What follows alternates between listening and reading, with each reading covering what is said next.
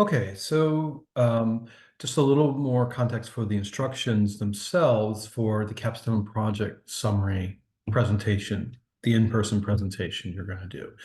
So you don't need to read, you don't need to create new content. Basically, you're taking the content from your larger set of slides and you're editing it down to a 5 minute project summary.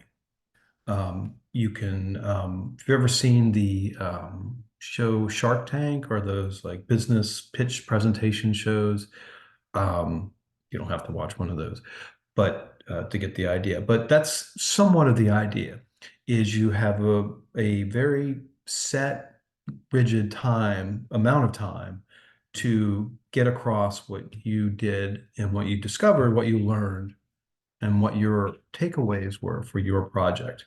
Okay, so for that reason, we've created a very detailed script for you to follow. And so for each of the 4 slides that you have, including the first one, which is just your title slide, you have detailed instructions.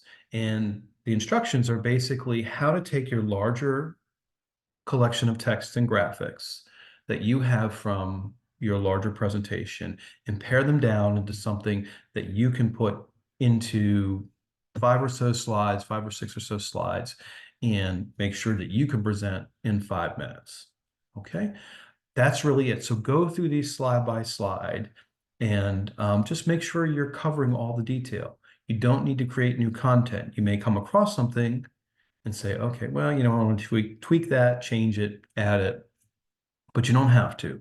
It's really about taking your larger content and paring it down to something for a 5 minute summary.